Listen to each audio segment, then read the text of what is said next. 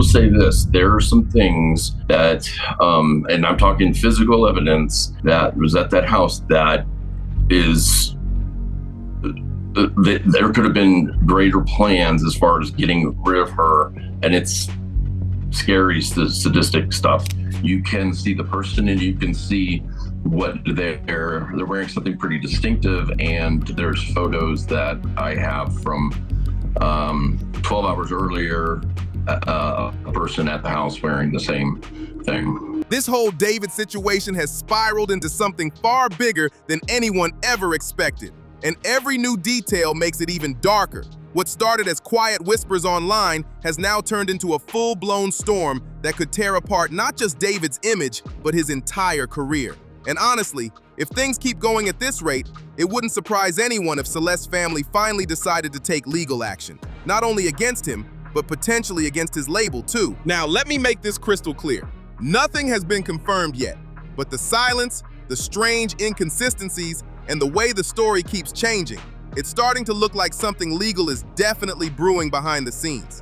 And if that happens, if lawyers really get involved, it's not going to be pretty. David's label, Dark Room under Interscope, has barely said a word. No official statement, no public defense, no real explanation. The only person who said anything publicly so far is his manager, Josh Marshall, and even he only made one brief comment denying that David had any connection to Celeste Rivas Hernandez's death.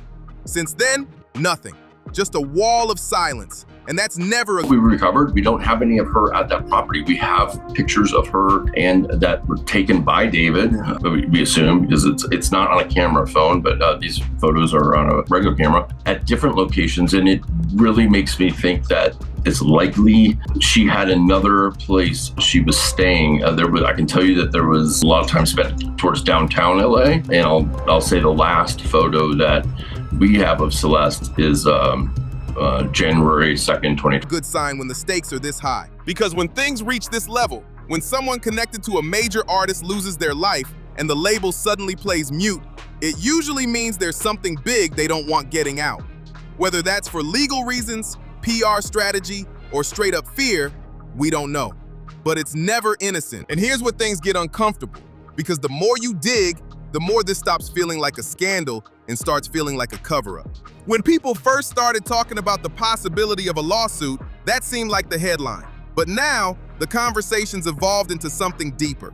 Something that might completely change how this whole... Listen, a crime 100% happened here. At minimum, it's the concealment of a body, right? So we know somebody did that. Hopefully it's not, a mutilation. Hopefully those initial reports were wrong about her being dismembered. But one thing I have to say, even though I talked about how we found some things that could have meant they had a really twisted plan in place to get rid of her, it never went in motion. So you can't charge somebody for a crime that they may have thought about doing. So, we may never know more about. Case is remembered because what's coming out about Celeste's final hours doesn't line up with anything we've been told before. From day one, the timeline has felt off. The reactions from David's camp, even stranger. He canceled his tour dates, vanished from the public eye, and since then, not a single statement. No press appearance, no interview, not even a brief social media post saying, "Rest in peace."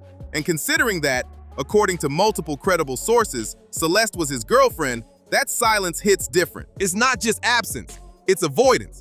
It's the kind of quiet that screams louder than words. Even Celeste's family has been moving with eerie caution.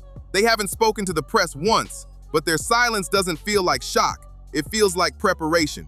People close to them have described their behavior as strategic, like they're collecting everything they need before they make a move. And that's when I had to stop and ask myself, if this really was just a misunderstanding, why hasn't anyone cleared it up yet? If David was truly innocent, if everything was being blown out of proportion, wouldn't someone, somewhere, have said something by now? Just when things were starting to fade into rumor territory, a private investigator named Steve Pfizer, sometimes spelled Fisher, stepped into the picture.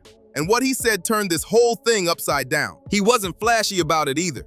He didn't sound like some clout chaser trying to go viral. If anything, he sounded exhausted, like a man who's seen something that was keeping him up at night. According to Pfizer, after months of investigating, there was no confirmed footage of Celeste ever being at the property that people kept associating with her and David. None. What they did find, however, were photos, not taken on a phone, but with a regular camera. And these weren't from one place. They were taken in multiple locations, mostly around downtown Los Angeles. The last known photo of Celeste, dated January 2nd, 2025, was the turning point. That single piece of evidence shattered the timeline that had been fed to the public. If she was last seen alive in early January, then how do all the earlier stories fit? Why were there reports of her being elsewhere? Why didn't the label or David's team address it when it was first discovered? Pfizer said it best, "We don't have anything showing her at that property, but what we do have are pictures, ones we know were taken by David, just not on a phone. They're from a regular camera, different places, different dates. It makes me think she might have been staying somewhere else. There's a lot of time accounted for near downtown LA. That one detail, that she might have been living somewhere else entirely, opened up an entirely new theory. Then came Reddit, always the place where rumors go to mutate into investigations. A thread appeared titled, "Proof David rented 2 properties, one in Hollywood, one for Celeste's secret hideout." It claimed David had been renting 2 places simultaneously, one near Hollywood for his main residence and another closer to where Celeste's body was later found. Users started pulling up property history screenshots, lease dates, and address records. The shocking part?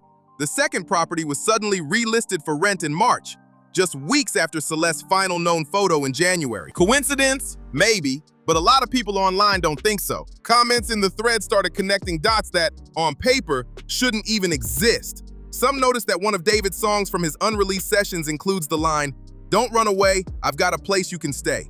Fans started speculating that lyric might have been inspired by that second property, possibly the same one she was staying in secretly. Others pointed out the eerie timing. He gives up the lease 2 months after her disappearance. Why would you abandon an apartment right after someone tied to you dies, especially if you weren't involved? But the story didn't end there, because Pfizer didn't just talk about missing footage. He hinted at something way darker. When he started describing what he had found, the tone shifted completely. "Listen," he said, "a crime 100% happened here. At minimum, there was concealment of a body. Someone did that. Hopefully, those early reports about dismemberment were wrong. But there's something else. Evidence that a twisted plan was in place. Something involving tools, steps, prep. It never went into motion, but it existed." That line sent chills through everyone watching, because it meant whoever was involved had at least thought about how to hide her. But for some reason, the plan never followed through. Now, Pfizer didn't name names, but the implication was clear. Someone close to her, possibly in David's orbit, had the means, the opportunity, and maybe even the intent to make her disappear completely. Then came one theory that exploded across social media.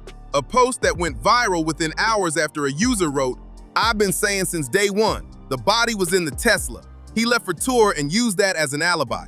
The car gets moved, maybe stolen, maybe abandoned. But that was the cover. It's obvious." The theory suggested David used his tour as plausible deniability, that Celeste was already gone before he left the state. The user described it as sociopathic levels of arrogance, saying David paraded his relationship online, turned it into music, and then tried to hide it behind cryptic lyrics and hoodie disguises. Now again, none of this has been proven, but what's wild is how believable it feels to people. That's how messy this story has become. Every unanswered question makes the worst version of the story sound like the most likely one. The scariest part isn't what's on camera, it's what isn't. The missing hours, the unsearched properties, the friends who don't know anything. If this ever goes to court, and it's starting to sound like it might, the unseen details will decide everything. Then there's Celeste's age. Law enforcement confirmed she was underage, something many of David's own friends claimed they didn't know. She had multiple fake IDs, attended college parties, and even got into age-restricted clubs. That means she was living a double life, one the public didn't see, and one David might have used to excuse his behavior. But legally, that won't hold up. It doesn't matter what someone looked like or what IDs they used. If she was underage and he knew her intimately, that's a problem, a major one. Around the same time this story started spiraling, people noticed David quietly transferring 2 of his Houston properties into a trust under his mother's name. Now, on paper, that can be normal. Lots of artists do that for estate planning, but to fans watching everything unfold, it looks suspicious. One of those homes was the same address that had been swatted months earlier, when a fake 911 call sent cops to his family's house in the middle of the night. If it were just one coincidence, maybe people would shrug it off. But the timing, right as whispers of a potential lawsuit were spreading, felt calculated. like someone trying to move their money out of reach before things get ugly. What makes this story haunting is how quiet everyone has been. It's like the entire industry hit mute at the same time. And that's never, ever a coincidence. Because in this business, silence doesn't mean peace, it means protection. It means lawyers are working overtime. It means reputations are being shielded. It means the truth is being managed, not shared. If Celeste's family does move forward with legal action, this won't just be about David. It'll drag Interscope and Darkroom into it too. If the label knew anything, if they ignored red flags or helped bury warning signs, that's not bad PR, that's negligence. And no corporate crisis team in the world can spin that away. At this point, it doesn't even feel like people are angry anymore. They're drained. Every new headline feels like reopening the same wound. Every silence from David feels heavier than the last. And that's the real tragedy. Not just the loss of Celeste, but the loss of meaning in David's art. His music used to sound raw, emotional, reflective. Now it just sounds off. The same lyrics that once felt deep now feel tainted. Fans say they can't listen without thinking of her, of what happened, of what might have happened. Even if David dropped the best song of his life tomorrow, the public wouldn't hear it the same way. When your name becomes tied to tragedy, it doesn't matter how talented you are. The music stops being music. It becomes evidence. And that's the scariest part of all. This story isn't over. If a lawsuit does happen, it's going to blow open everything the label has tried to keep buried. Because one thing's for sure, secrets don't stay buried forever. They either get exposed or erased. And both options are terrifying in their own way. If the family sues, this will be one of the biggest entertainment scandals in years. One that can set off a chain reaction across the entire industry. Labels, managers, even streaming platforms could get pulled in. And if they don't sue, if everything gets swept under the rug again, then this tragedy will fade into another Hollywood ghost story. A young girl gone too soon, and a star who just kept making music like nothing happened. Either way, one truth stands tall. What's been done can't be undone. Because if this really does reach a courtroom, it won't just end David's career. It'll expose the entire machine that protected him. And when that happens, when the mask finally drops, the fallout will be brutal. This isn't just about one artist anymore. It's about an entire system built to protect the powerful, no matter who gets lost along the way.